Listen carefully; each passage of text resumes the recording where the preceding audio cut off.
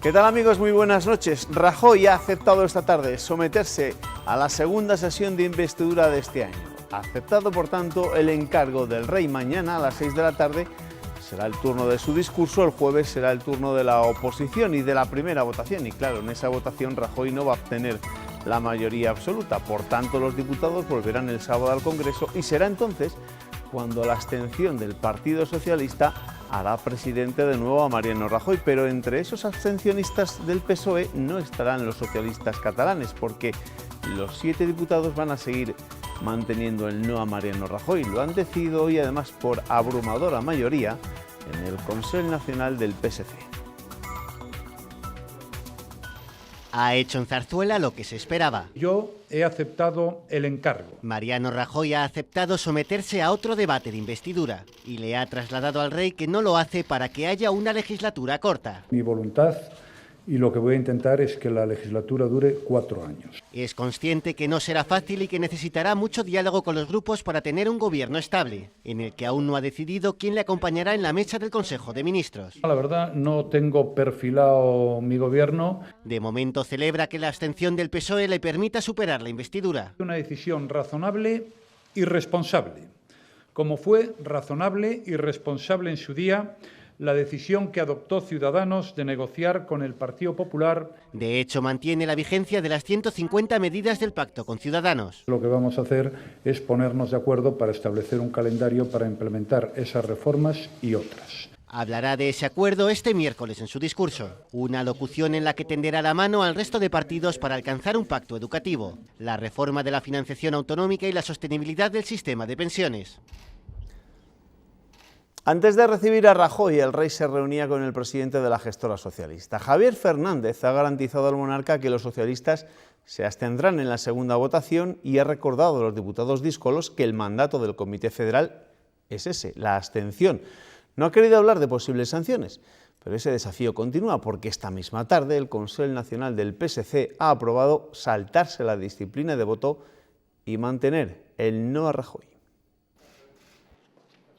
Javier Fernández no quiere ni imaginarse esa situación. No estoy en ese caso. Y aunque el PSC ya ha anunciado desobediencia, esperemos a ver qué hace el PSC. Insiste en que no hay ninguna decisión tomada, aunque se haya publicado la posibilidad de la expulsión. A partir del momento que efectivamente eso se produzca, pues reuniré a la comisión gestora y decidiremos, aunque en fin, yo no estoy ahora mismo pensado en nada concreto y mucho menos en que eso termine en expulsiones, y estoy hablando de la posición que ahora mismo yo tengo, pero que tiene que adoptar no solamente la gestora, sino el Comité Federal. A lo largo del día ha transmitido personalmente a muchos diputados la imposibilidad de la abstención técnica, que aún piden algunos, los que votaron en contra. Parece que es como rendirnos, ¿no? Como decir, venga, estamos aquí los 84, absteniéndonos para que usted gobierne. Son 11 y va a gobernar y acatamos que sean esas 11. Fernández les llama a la responsabilidad con argumentos que también esgrimen el resto de diputados. Nosotros, cuando aceptamos formar parte de ese grupo, acatamos las normas que lo rigen y en este sentido pues las vamos a aceptar sin lugar a dudas. Fernández no quiere adelantar acontecimientos, aunque son varios los medios que han intentado señalar a quienes romperán la disciplina de voto. Y mientras en el interior del Parlamento los diputados votan la investidura de Rajoy el próximo sábado, en el exterior la coordinadora 25S intentará rodear el Congreso. Después de su encuentro con el rey, Pablo Iglesias defendía la convocatoria de la manifestación y aseguraba que se pasará a saludar a los manifestantes. Me parece saludable que en democracia los ciudadanos ejerzan sus derechos civiles, el derecho de reunión y el derecho de manifestación. Es algo que es además habitual en la historia de España. Yo, si tengo ocasión, saludaré la movilización, pero creo que en cualquier caso el protagonismo no es tanto de los diputados, aunque algunos eventualmente puedan saludar o podamos saludar. Creo que el protagonismo es de la gente. A los diputados de Podemos les pide Albert Rivera que trabajen desde el escaño en vez de deslegitimar el Congreso. El líder de Ciudadanos se felicita porque se haya terminado una etapa gris, así la ha calificado, y llama al diálogo a PP y PSOE. Tenemos una gran oportunidad con un gobierno que ya no podrá hacer lo que le dé la gana, sino lo que este Parlamento decida y controle. Esas son las intenciones de los líderes políticos en las vísperas de la sesión de investidura, de la segunda sesión de investidura de Mariano Rajoy.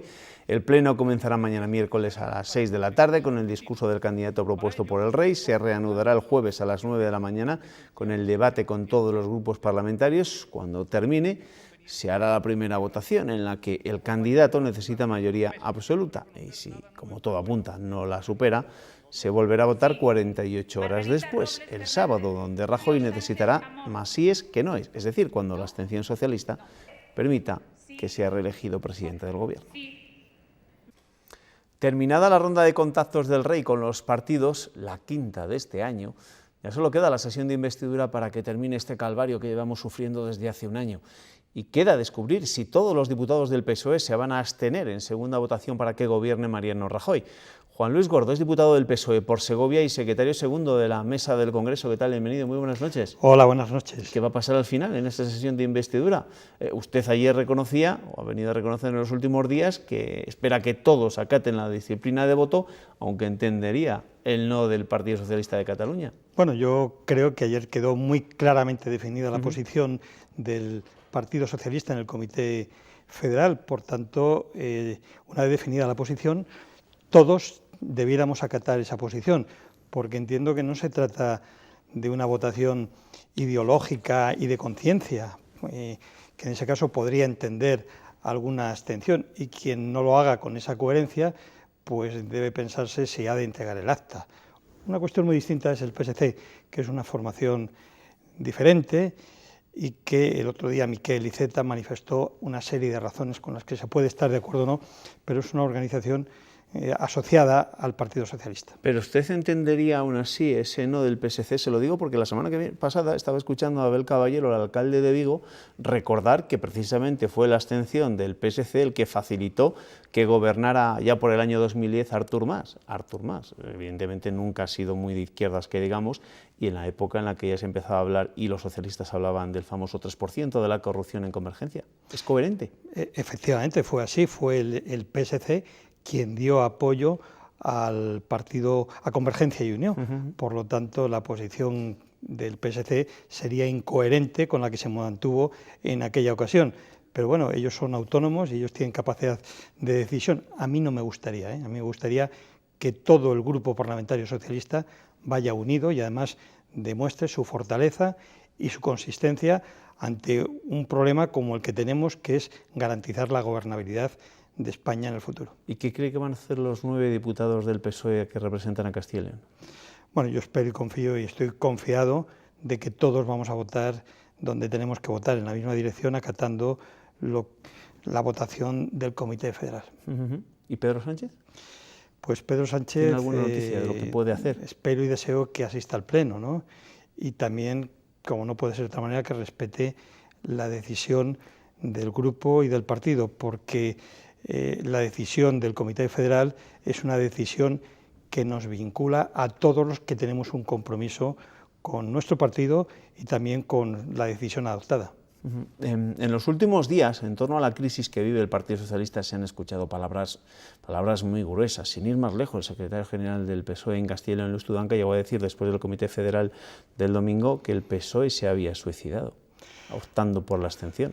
Bueno, yo creo que afortunadamente, la decisión del Comité Federal del pasado domingo nos abre una vía de esperanza al futuro, ¿no? Porque hemos antepuesto los intereses de los ciudadanos españoles, dar gobernabilidad al país, que llevamos más de 300 días sin gobierno, y por lo tanto esta anteposición de los intereses de los ciudadanos a los intereses del partido es sin duda alguna lo que nos puede hacer grande. Por otra parte, el ir a unas terceras elecciones hubiese significado o bien seguir en el bloqueo político, lo cual no se puede entender, o bien que el Partido Popular alcanzase la mayoría absoluta con el apoyo de Ciudadanos, o bien a unas terceras elecciones. Y unas terceras elecciones representaría un fracaso democrático, pero también una falta de respeto a los ciudadanos. Por tanto, creo que ahora sí que podemos influir y condicionar la política del Partido Popular, cosa que antes no, y posiblemente tampoco con unas terceras elecciones. ¿Le va a pasar factura la abstención al PSOE? Yo creo que no y confío que no, y además socialmente lo constato en la calle. Se habla mucho, se dice de que se está radicalmente en contra. Yo no constato eso y no lo constato en la calle, pero tampoco en los militantes de mi provincia. Y creo, sin duda alguna, que es una posición de responsabilidad mirando al futuro. El propio presidente de la gestora, Javier Fernández, dijo hace unos cuantos días que el PSOE se estaba podemizando. ¿Se estaba podemizando con Pedro Sánchez el Partido Socialista? Bueno, vamos a ver, eso admite distintas interpretaciones, ¿no? Yo creo que el PSOE lo que tiene que hacer es desarrollar su programa de centro-izquierda, un programa de creación de riqueza, de dar respuesta a los más desfavorecidos, y al mismo tiempo tiene que modernizar su organización y sus políticas y actuar al margen de Podemos. Yo creo que Podemos tiene su sitio natural, y su sitio natural es la vieja izquierda comunista, que sin duda alguna ha ocupado un espacio importante, pero no tiene nada que ver con las políticas socialdemócratas. El PSOE, la socialdemocracia, es imprescindible en nuestro país y sin duda alguna este es el camino que hemos elegido. ¿Pero el PSOE había abandonado ese camino en algún momento? Bueno, puede haber dado la sensación de que ha abandonado ese camino. Somos muchos los que estamos en la socialdemocracia, los que respetamos las instituciones, los que no creemos en el conflicto social, porque creemos que es malo, y los que ante todo intentamos trabajar por la defensa de los intereses de los ciudadanos.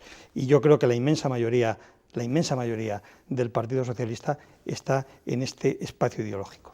En ese Comité Federal del Partido Socialista del pasado domingo había 17 representantes de Castilla y León, 5 votaron por el no es no, es decir, respaldaron la postura de su secretario general, de Luis Tudanca, y el resto, 12, votaron por la abstención. ¿Eso supone un revés para el liderazgo de Tudanca en la comunidad? Bueno, vamos a ver, es una realidad, ¿no? Es una realidad que ha habido una discrepancia importante sobre un tema de fondo importante. Yo creo que es necesario que hablemos. Yo le he pedido al propio secretario regional que nos convoque, que convoque a los secretarios, que hablemos y marquemos el futuro. No debiera, vamos a respetar, yo creo que cada uno defiende dignamente su posición, somos mayoritarios los que entendemos que el posicionamiento, en este caso del secretario general regional, no nos representaba, pero no debiera implicar un conflicto interno. Pero sí que hemos escuchado también declaraciones, pues eso, bastante contundentes de una y otra parte, ¿no? De los partidarios de la abstención, de los partidarios del no, y no sé si críticas veladas. En el enfrentamiento de hace unos cuantos días entre Julio Villarrubia y Óscar Puente, no sé, dice muy poco de la tranquilidad en el PSOE de Castilla y León. Sí, efectivamente ha habido tensión, ha habido una tensión muy importante, de hecho todavía se percibe alguna manifestación, pero creo que es el momento de la sensatez. España, Castilla y León necesita al Partido Socialista, a un partido socialdemócrata, y ahí tenemos una responsabilidad donde todos tenemos que construir camino. ¿No cree que ustedes mismos se han hecho trampa al solitario durante los últimos meses? Que este debate no lo tenían que haber tenido, pues eso, al día siguiente de las elecciones del 26 de junio, por ejemplo, y no esperar tanto tiempo. Pues estoy totalmente de acuerdo con usted. Yo creo que... ¿Y por qué no lo han tenido? Yo creo que debiéramos haber dado posiblemente este paso en el mes de marzo y en el mes de junio. Yo personalmente estaba en esta posición. Lo que ocurre es que todos somos muy respetuosos, no solamente con la dirección del partido, sino con nuestras siglas. Y otra cosa es que no lo hayamos manifestado externamente, pero sí internamente. Claro, todo converge en un momento, ¿no? Ya llega un momento donde había que tomar una decisión y donde algunos hemos manifestado lo que pensábamos desde el primer día. Tal y como están las cosas ahora, ¿qué tipo de oposición va a poder hacer el Partido Socialista a partir de la semana que viene? Porque desde Podemos le van a recordar un día sí y al otro también que Rajoy va a ser presidente gracias al Partido Socialista. Bueno, yo creo que hoy o el próximo día, cuando se invista el presidente del Gobierno, el Partido Socialista estará más fuerte. Estará más fuerte porque tendrá capacidad de influir en las políticas del partido del Gobierno.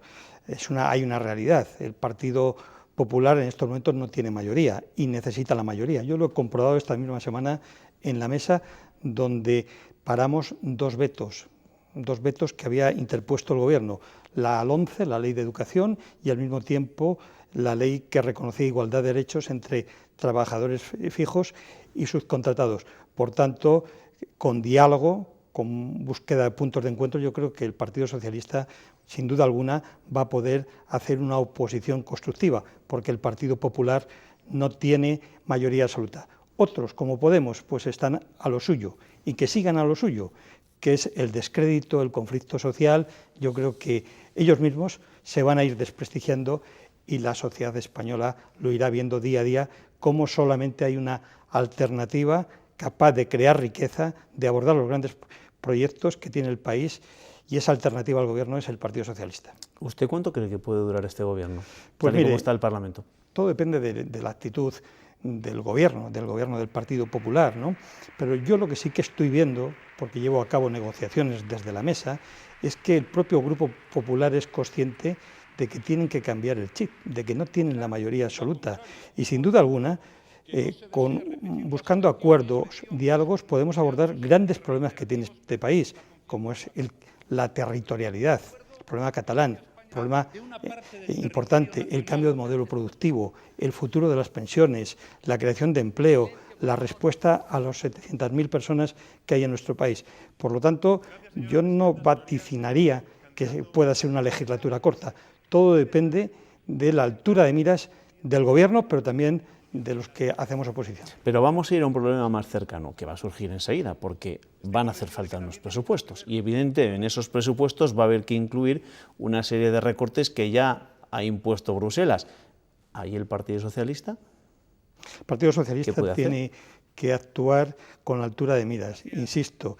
Y los recortes, gobierne quien gobierne, esos recortes que nos ha puesto Europa son necesarios y obligados, porque si no nuestros acreedores no nos prestarán dinero y tendremos problemas con las pensiones, tendremos problemas con el pago de los funcionarios.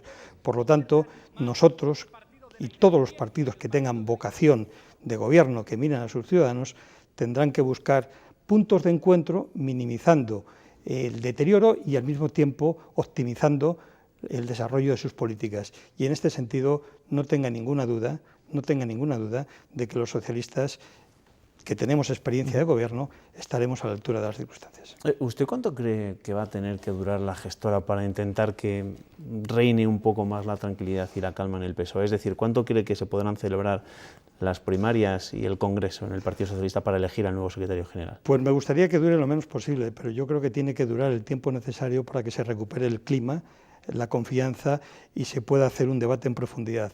El PSOE, el Partido Socialista, hoy necesita hacer una profunda reestructuración. No sé si me atrevo a decirle que hay que refundar, pero una muy potente reestructuración en materia organizativa, en materia de política y políticas, pero también en regeneración y en búsqueda de liderazgos. Y eso no se consigue de la noche a la mañana, y mucho menos se podía conseguir con un Congreso Express y unas elecciones primarias en 2 semanas. Por lo tanto, el tiempo necesario para tener un partido de gobierno y un partido realmente sólido. ¿Y esas primarias van a ser sagradas? Se lo pregunto porque la experiencia no es muy positiva en el PSOE. Los 2 secretarios generales elegidos por primarias han salido mal parados. Bueno, yo creo que hemos avanzado muy deprisa sin resolver problemas estructurales. Yo creo que nuestros secretarios generales tienen que ser elegidos por primarias, pero hay que compatibilizar. Ahí no hay vuelta atrás, ¿no? Yo creo que no, yo creo que lo marcan los tiempos, pero también hay que buscar fórmulas que nos permitan el equilibrio entre la democracia directa y la democracia representativa, y también establecer figuras como la del impeachment, es decir, un secretario general se te puede volver loco, ¿eh? Y entonces hay que buscar fórmulas para garantizar ese equilibrio. ¿No se estaba refiriendo a Pedro Sánchez? No, por favor, no, por favor, pero bueno, siempre, oiga, la figura del impeachment está estatuida en Estados Unidos, en muchas instituciones, ¿no? Y creo que es absolutamente necesario. Una duda, que igual tiene alguna pista más que no tenemos el resto de ciudadanos de este país. ¿Qué pasa con esas famosas firmas que se estaban recogiendo para promover que se adelantara un congreso y unas primarias? Bueno, yo creo que obedece más al posicionamiento en los medios y de marketing de alguna persona, me estoy refiriendo claramente al alcalde de Jun, que a otra cosa, ¿no? Pero realmente se han movido, pero yo creo que con poco éxito. Sí, pero desde aquí mismo, desde Castilla y León, el alcalde de Valladolid fue de los que presumió enseguida de haberse adherido a esas firmas. Bueno, cada uno presume de lo que quiere, ¿no? Yo creo que a veces, lo decía el príncipe, el Maquiavelo, es más importante salvaguardar la patria que salvaguardar el alma, ¿no? Y la patria yo creo que está en la búsqueda de los intereses de los ciudadanos. Juan Luis Gordo, diputado del Partido Socialista por la provincia de Segovia. Gracias. Gracias. Muy buenas noches. noches. Hasta luego. Gracias. Bueno, vamos a dejar de momento el repaso de la actualidad, una pequeña pausa para la publicidad, pero enseguida volvemos, que llegan nuestros tertulianos. Hasta ahora.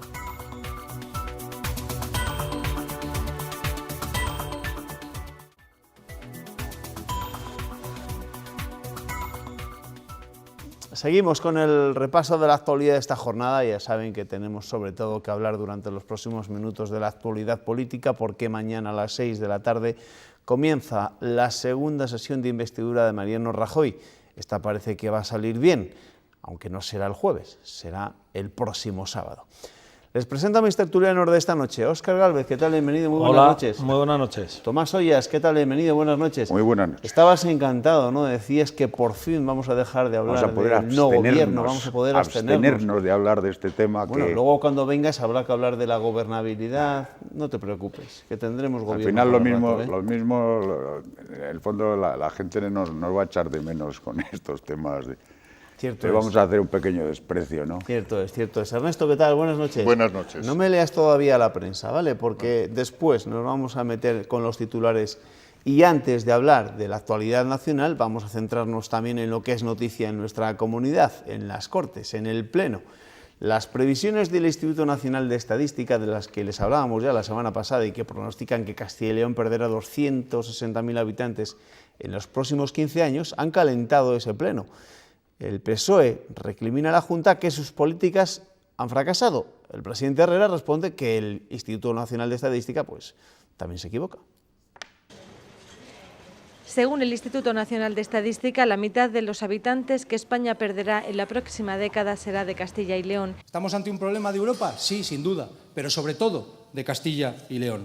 Usted pide amparo a otras instituciones, pero tiene herramientas. El PSOE dice que la despoblación es una causa, no una consecuencia, y califica de fracaso las políticas de la Junta. Perdemos peso demográfico y eso nos va a hacer perder también recursos y financiación. Acusa además a Herrera de minimizar el problema. Usted sigue negando una y otra vez las predicciones del INE, pero sabe lo que ocurre, que como las profecías de Casandra se van a cumplir aunque usted no se las crea. No siempre no es no y que en ocasiones no es depende. En este caso vamos a vencer, si queremos nosotros, en buena medida también a estos datos, a estas estimaciones. El presidente dice que Castilla y León ya lo hizo entre el año 2000 y 2008 y que cuando el INE predecía que perderíamos 60.000 habitantes ganamos 84.000 y que hay una clave. La clave también en materia demográfica es que entre todos seamos capaces de consolidar un escenario de crecimiento económico con creación de empleo. Herrera asegura que el Gobierno está trabajando en el ámbito europeo con 40 regiones, en el nacional con otras 7 y también en la comunidad y con las provincias. Estamos esperando, como agua de mayo, que ustedes presenten no un libro, no una floritura, pero sí propuestas concretas. Le ha reiterado que le necesita para asuntos como este y que hay iniciativas sobre la mesa como el Fondo de Cohesión de Población que podría contemplar el nuevo modelo de financiación autonómica. Decía Tomás que últimamente no hacemos más que hablar del desgobierno en nuestro país, pero de la despoblación, vamos, ¿cuánto tiempo llevamos hablando de todos estos líos? Y ahora que viene el Instituto Nacional de Estadística con sus negrísimas previsiones... Ese problema va a ser más largo, yo creo. Mucho más. Y más difícil de solucionar, porque en la actual situación política y económica no creo que haya ninguna política regional que sea capaz de conseguir un crecimiento de la población. No digo que haya que irse resignando, pero sí que hay que asumir una evidencia y una realidad que son prácticamente insoslayables. En cualquier caso, Óscar, ¿nos tenemos que creer al Instituto Nacional de Estadística o también, como las encuestas, hay que ponerlas en cuarentena? Hombre, cada uno utiliza los datos como le interesa. Luis Tudanca esta tarde ha dado unos datos reales en cuanto a que se ha basado en esa estadística de que la previsión en el año 2031 tendrá Castilla y León 200 y pico mil habitantes menos que actualmente, y Herrera ha apelado pues un poco a vencer a las estimaciones, ¿no?, diciendo que otras veces ha fallado. Bueno, yo creo que el INE ha fallado menos de lo que a Herrera le gustaría que fuera verdad, porque yo he estado revisando las estimaciones que el INE ha ido haciendo desde años hacia atrás, la proyección a 10 años hacia adelante, y ha sido bastante, digamos, no han acertado siempre, pero no ha estado tan lejos como lo que al presidente de la Junta le hubiera gustado decir esta tarde en las Cortes. Son estimaciones. Tiene razón Herrera en una cosa que ha dicho, que las estimaciones se hacen de acuerdo a una situación actual, de acuerdo a unas coyunturas actuales, se hacen en base a un crecimiento más bajo, a un crecimiento más alto, a diferentes casuísticas, que son las que te determinan la proyección a 10 años, que pueden estar, de repente viene un ciclo alto y vuelve a haber inmigración, o un ciclo económico, un ciclo de producción, y te vuelve a subir la población, ¿no? Bueno, evidentemente hay que creerlas en la justa medida, pero evidentemente tampoco hay que dejarlas boca abajo. Evidentemente hay que poner remedio cuanto antes a esta situación. Es verdad que también Herrera le ha recordado a Luis Tudanca que el presidente de la Junta está en contacto con otras cuantas regiones, hasta 40 regiones de Europa, que tienen un problema similar al que tenemos en Castilla y León. El debate ha tenido otros momentos álgidos, por no decir tensos, que también el PSOE le reprochaba a la Junta que pretendía inmiscuirse en el legislativo, reclamándole que se limite los mandatos de los miembros de la mesa del Parlamento y las direcciones de los grupos a través de una ley del Ejecutivo. La Junta cree que la única excusa para no hacerlo es que no hay voluntad. Y ahora nos dicen que el Gobierno, con la ley del Gobierno, quiere controlar también al Poder Legislativo, obviando la reserva del reglamento. Entonces queremos controlar los funcionarios, queremos controlar al Gobierno y ahora vamos a querer controlar también al Poder Legislativo. Mire, la regeneración yo no creo que sea controlar al controlador, y aquí hay alguien que quiere controlar a mucha gente. Como usted señala, yo señalo. Si el señor Mañueco y el señor Silván deciden no tener dedicación exclusiva en el Ayuntamiento y les libera el grupo, pueden seguir siendo. Esa es su ética, esa es su ética. No, señoría, no. Menos postureo, menos teatrillo, menos sobreactuación, y presenten en 15 días una proposición de ley para reformar el reglamento, que se hace facilísimo. Es un artículo limitando los mandatos en las Cortes y el Código Ético. Un artículo en 15 días, firmado por todos, lectura única, y se aprueba al mismo tiempo que la ley del Estatuto de Alto Cargo. Pero no les apetece. El debate se encendía al hablar de empleo. Podemos denunciaba una gestión calamitosa del sistema de garantía juvenil y sostienen que la Junta ha dejado de ejecutar 8 millones de fondos europeos para contratos estables. El presidente Herrera reconoce que el sistema es insuficiente, pero recuerda que la tasa de ninis en la comunidad es de las más bajas del país. El debate sobre empleo, también en torno a los autónomos, se centraba entre Herrera y el líder de Ciudadanos, en este caso en torno a la protección que reciben estos autónomos en nuestra comunidad. Un contrato indefinido en 2015 y 51 en 2016 es el pobre balance, según Podemos, que deja en Castilla y León la aplicación del sistema de garantía juvenil. A mí, señor presidente, si fuese usted, se me caería la cara de vergüenza. Para Pablo Fernández es incomprensible que apenas se haya ejecutado el 40% de los casi 57 millones destinados a la comunidad hasta 2020. Están llegando millones de euros de la Unión Europea para que ustedes creen empleos de calidad indefinidos y ustedes solamente crean empleos indefinidos para él. 0,35 de los jóvenes inscritos. 17.000 ha recordado Juan Vicente Herrera, quien reconoce errores en el sistema que se están corrigiendo. Y otro dato, aquí el 85% de los menores de 30 años estudian o trabajan. Tenemos la tasa, entre comillas, de ninis más baja de las comunidades autónomas, después de las 2 comunidades forales y de Cantabria, el 15%. Y por lo tanto, algo estaremos bien. Los gestos con los que Fernández escuchaba al presidente dejaban este momento. Tranquilice a la niña del Señor Fernández, guarde silencio. En tono más tranquilo, Ciudadanos ha responsabilizado a la Junta de los 1.500 autónomos perdidos en el último año. No tienen autocrítica, no hay realismo, no están los autónomos en el diálogo social. Y ustedes se lo siguen poniendo muy difícil todos los días. Los autónomos afiliados suponen el 22,6% de todos los afiliados. En el caso concreto de España, 18%. 5 puntos más que, según el presidente, evidencian la fortaleza de nuestros autónomos.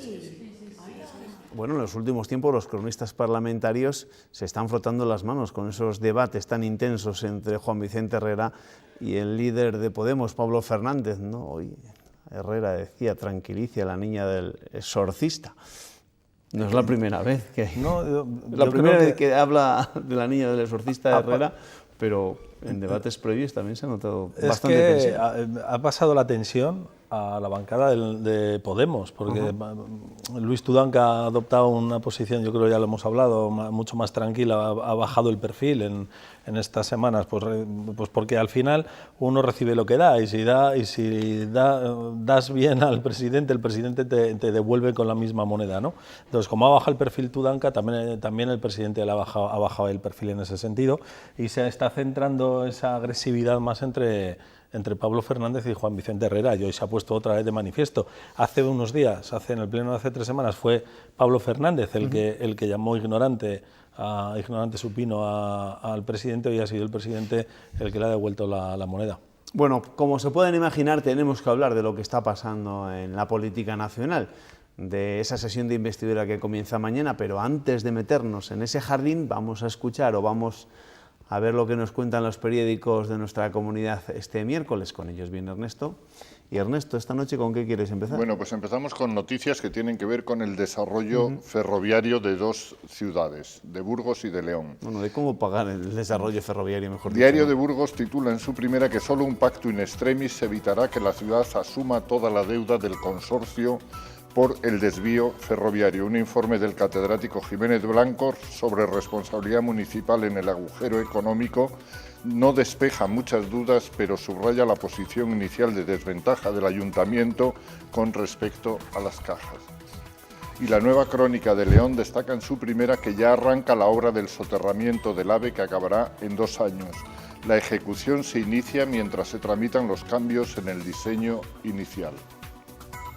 Diario La Razón abre sus páginas de Castilla y León con el pleno parlamentario, el pleno de las Cortes. Herrera recuerda a Tudanca que trabaja con 40 regiones de la Unión Europea para frenar la despoblación, y también le asegura que espera como agua de mayo las propuestas del PSOE al Consejo de la Población. Diario de Ávila. A propósito de las estaciones de servicio, la asociación defiende que las gasolineras mantendrán empleo con la regulación que el Bocil publicó este martes. El Mundo Diario de Valladolid, la baja demanda pone en peligro 31 másteres de la Universidad de Valladolid. Y también el diario ABC recoge en las páginas de Castilla y León que el Consejo de Cuentas plantea la supresión de 20 títulos en las universidades públicas, y también concluye que pueden eliminarse 79 másteres con menos de 15 alumnos de media. También el diario ABC destaca en sus páginas de Castilla y León que el presidente Herrera pide al Gobierno de la Nación que la Universidad de Salamanca siga con la formación de la policía que había sido encomendada a la Universidad Católica de Ávila. Diario de León destaca en su primera la imagen de la Cultural que mañana va a disputar ese desafío de líderes, de partido entre líderes, y las palabras del entrenador de la Cultural que les dice a sus jugadores: miradle a los ojos al Real Madrid para que no salgan acobardados al terreno de juego. Diario de Soria, por su parte, destaca en la primera el hermanamiento entre la región italiana de Alba y Soria a propósito de sus trufas, la trufa blanca de Alba y la trufa negra de Soria. Gracias, Ernesto, y cuídate esa voz, que mañana no vas a poder cantar los goles de la Cultural leonesa, ¿eh? Bueno, habrá que esforzarse. Habrá que esforzarse. Bueno, vamos a hablar ya de la sesión de investidura, pero vamos a comenzar hablando de la abstención del Partido Socialista. ¿Por qué? Pues porque lo último tiene que ver con esa decisión del Consell Nacional del Partido Socialista Catalán, del PSC. Abrumador ha sido la mayoría de los miembros de ese Consell que han decidido mantenerse en el no. Vamos, han sido 241 votos por mantener el no y tan solo una abstención. No sé, Imagino que habrá sido la de Carmen Chacón, que formará parte de ese Consell. No lo sé. El caso es que, a continuación, una vez conocido ese resultado, ha habido un comunicado de la Comisión Gestora del Partido Socialista que lamenta profundamente esta decisión del PSC, patatín patatán, pero lo más importante, lo mollar de este comunicado, la decisión del PSC, dice textualmente, supone una ruptura unilateral en la leal y exitosa unidad de acción que PSC y PSOE vienen manteniendo desde 1978 sobre la base de la defensa de los valores del socialismo democrático y de un trabajo compartido en defensa del progreso de España y de Cataluña. ¿Esto qué significa? ¿Ruptura con el PSC? Yo creo que parece que hay como un poco de doble lenguaje, lo deja ahí, ¿no? O sea, ruptura ¿en qué términos? O sea, porque es cierto, desde mi punto de vista, que no lo deja claro. Lo que sí que tengo claro es que evidentemente la gestora del PSOE tiene la obligación, antes de llegar a la votación decisiva del sábado, de advertir de lo que puede pasar, que no quiere decir que vaya a pasar, pero tiene la obligación de advertir de lo que puede pasar si se incumple la disciplina de voto. Hombre, como mínimo, el PSOE tiene que replantearse el protocolo de relaciones que mantiene con el PSC, eso como mínimo. Ya no hablo de rupturas ni hablo de expulsiones, pero tiene que replantearse las relaciones que existen entre los partidos.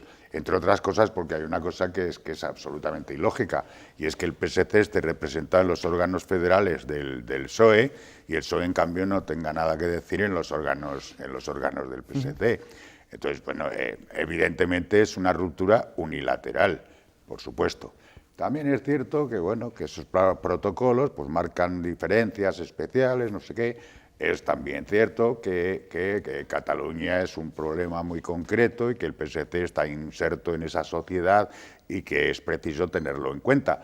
Pero vamos, a mí me parece claro que como mínimo el PSOE tiene que, con respecto al PSC, tiene que establecer una nueva fórmula de acuerdos y de cooperaciones. Bueno, ¿hay quien habla directamente de volver a refundar el PSOE en Cataluña? Juan Carlos Rodríguez Ibarra, que no se corta un pelo a la hora de hablar. Estamos hablando de las relaciones. Ha dicho hoy que ahora el PSC no le aporta prácticamente diputados al Partido Socialista. En los tiempos de Zapatero llegó a aportarle hasta 25 diputados, pero ahora son 7 histórico. Y además considera que le está restando votos en el conjunto del país, en el resto de España. Pero el problema... al PSOE no le aporta votos prácticamente ni él mismo. Bueno, esto no sabemos qué pasará con el PSC, aunque el problema viene de lejos, no es puntual en estos momentos, pero ¿qué pasará? Hoy Javier Fernández ha dicho que nada de 11 abstenciones exclusivamente, que todos a cumplir con lo que se mandó, con lo que se dictaminó en el Comité Federal del pasado domingo. Es decir, que los díscolos, que todavía a ver los hilos, respetarán o no respetarán la disciplina de voto. Eso es lo que el mandato del Comité Federal es la abstención de todo el grupo parlamentario. Por lo tanto, además ayer hubo otro episodio, que es que los 8 líderes territoriales que estaban en el no es no solicitaron la posibilidad de la abstención técnica y igual que hoy, con la misma inmediatez casi que hoy, la comisión de la gestora hizo un anuncio en el que lo rechazaba. Hombre, yo creo sinceramente que de aquí al sábado pueden ocurrir cosas, puede haber cambios de opiniones y a lo mejor lo que realmente puede llegar a ocurrir es que esa abstención técnica que la gestora ha rechazado la hagan precisamente los del no. O sea, yo estoy pensando ahora que posiblemente todos estos 10, 12, 14, 15 o 16 diputados que están por la labor de no apoyar ni con el sí ni con la abstención la investidura de Rajoy, sean ellos los que al final decidan abstenerse, porque eso tendría que asumirlo el partido. O sea, no bastaría. Eso tiene un castigo, evidentemente. O sea, si esos 15 diputados que no están de acuerdo con la abstención no van al pleno ese día, evidentemente tiene un castigo, pero es infinitamente inferior que votar. El problema es que el castigo puede ir desde los 600 euros a mandarles al grupo mixto. A mandarles al grupo mixto, pero ahí comienza la verdadera bronca. Si los mandas al grupo mixto, cómo se queda el PSOE en el Parlamento. Parlamentario. Tercer grupo. Exactamente. Pierde se queda muchas. tercer grupo Esta misma noche, Juan Luis Gordo, el diputado del PSOE por Segovia, que es partidario de la abstención, ha dicho que igual lo más coherente es que entregan a su acta. ¿Creéis que eso va a pasar? Por una parte, evidentemente, lo lógico sería en un sistema como el que estamos, de listas cerradas, en el que te eligen, en el que tú has conseguido un acta no por ser fulano de tal, sino porque integras una candidatura de un partido que te ha incluido a ti. Evidentemente el acta, aunque sea personal, que eso es una cuestión que también se debería empezar a revisar, se debería empezar a revisar. De todos modos, Juanma, desde el no seas ingenuo. O sea, hay una cosa que resulta evidente. Si en este país dimite una persona de cada 500 y muy de vez en cuando, 15, no esperes que empiecen a entregar el acta a todos los diputados del PSOE porque están en desacuerdo. Eso todavía está por ver, qué es lo que pasa definitivamente con los díscolos y si habrá o no habrá alguna sanción. Javier Fernández, el presidente de la gestora del PSOE, tampoco lo ha querido dejar claro, ni muchísimo menos. Vamos con la investidura, que comienza mañana a las 6 de la tarde con el discurso del candidato de Mariano Rajoy. ¿Y vosotros qué esperáis de ese discurso? ¿Os esperáis alguna sorpresa? Yo personalmente no solo es que no espere nada, porque me da la impresión de que será prácticamente idéntico al que hizo en la investidura anterior, sino que sinceramente no me interesa. A mí me interesa el siguiente paso. A mí me interesa el gobierno Rajoy. Y es donde va a empezar a estar un poquito la marcha, digamos, ¿no? Es donde va a empezar a verse por dónde respira Rajoy, qué puede ser, qué puede no ser, quién queda dentro, quién queda afuera, qué ocurre con Soraya y con Cospedal, etcétera, etcétera. Eso es lo realmente interesante, pero la investidura prácticamente es un trámite ahora mismo. En el discurso en sí me imagino que tendrá que hacer, no sé, no podrá ser el mismo discurso que pronunció hace un par de meses, cuando lo intentó por primera vez. Tampoco puede variar el discurso si no ha variado su política, y no tiene por qué variar. Varía un poco. No tiene por qué variar. Hombre, no tiene por qué variar en cuanto a que tú tienes unos planteamientos y una ideología que se va a mantener. Y no hay ni por qué establecer ningún cambio. Los cambios vendrán cuando tengas que amoldarte y hacer pactos para sacar adelante todos los problemas que va a tener un futuro gobierno de Rajoy. Bueno, estaremos pendientes, por supuesto, de ese discurso de Mariano Rajoy mañana a partir de las 6 de la tarde, pero también estaremos más pendientes aún, si cabe, de los 16avos de final de la Copa del Rey, del partido que enfrentará en el Reino de León a la Cultural Leonesa y al Real Madrid. Ernesto, ya estás nervioso, ¿no? Ya estás velando armas a los líderes de Primera División, el Real Madrid, y de su grupo de Segunda B, la Cultural Leonesa. Tú esperas un alcolconazo, ¿no? Bueno, dilo. Sí, y casi lo deseo de verdad, pero bueno, lo deseas mucho. Creo que después hay un partido de vuelta en el Bernabéu y en fin. Las grandes estrellas no juegan. Hay que ir con un resultado suficiente para ir tranquilos a Pero no viene Cristiano, ni Benzema, ni... No, la BBC no viene. Bueno, pero no viene ningún jugador del filial, son todos profesionales del primer equipo. Eso por supuesto, pero evidentemente, teniendo en cuenta que se ha puesto el club con lógica, tampoco vamos a acusarles de nada, han puesto precios de BBC para entrar al campo. Es una pena que no esté la BBC, claro. Bueno, a mí lo que me sigue sorprendiendo es el poderío y la imaginación de los comentaristas deportivos. Duelo de líderes. O sea, no se cortan ni un pelo. ¿Es así? ¿Y no mienten? Duelo de líderes. No, si no. No hemos mentido. Mentira no es. Entonces, es así. Pues mañana les contaremos. Esperemos que nuestro equipo, en este caso la Cultural Leonesa, pues haga la auténtica machada, aunque lo lamentemos dentro de unos cuantos días. Los merengones, digo. El caso es que vamos a hablar además de otro asunto, porque quiero conocer vuestra opinión sobre una de las polémicas del día. Os voy a enseñar la imagen del Cristo del Otero, convertido en un peculiar Óscar, ¿no? Esta estatuilla del Cristo del Otero ha generado bastante polémica y se ha emprendido, de hecho, una recogida de firmas para que se retire el trofeo ideado para el festival Terroríficamente Cortos. Ya ven, es la imagen del Cristo del Otero, la imagen más característica de Palencia, pero cadaverizada, si lo podemos denominar así. ¿Es para tanto la indignación o no? Vamos a ver, lo real es que está de moda, porque después del famoso Cristo, de aquella, luego ha aparecido el famoso niño de Ontario, etcétera, etcétera, está de moda esto. Pero bueno, esto por lo menos tiene su lógica, porque el otro es absolutamente ilógico. Esto por lo menos tiene su lógica, es un ciclo de cine de terror. Bueno, claro, en cualquier caso, yo personalmente no lo considero ofensivo. Otra cosa es que eso cada persona en conciencia y los creyentes pueden tener lógicamente una opinión totalmente contraria a la mía. Yo en principio no lo considero ofensivo o no considero que tenga esa intencionalidad, pero evidentemente no es de lo más fino que yo he visto. 20 segundos. Coincido, yo creo que el uso de esa figura, yo creo que coincide por la estilización con los Oscar, y bueno, pues han hecho un uso de la imagen que, pues, como comentaba Tomás, pues hombre, pues con el uso de determinados símbolos, sobre todo religiosos, se sabe de sobras que se genera polémica. A lo mejor es lo que se buscaba, ¿eh? Gracias, posiblemente. Gracias, Óscar, gracias, Tomás. Gracias. Nos vemos, ¿eh?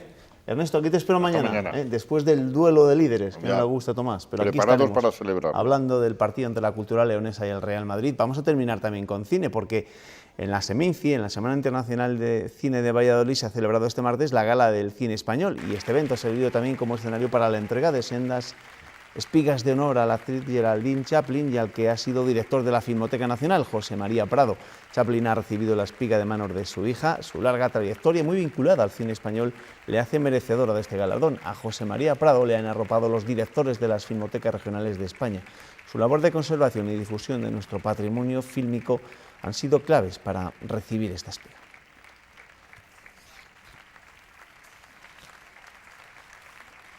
Nos marchamos ya, recuerden, desde las 7:30 las noticias madrugarán aquí en Castilla y León Televisión con Pilar Ruiz, y nosotros los esperamos al filo de la medianoche. Gracias, amigos, que descansen.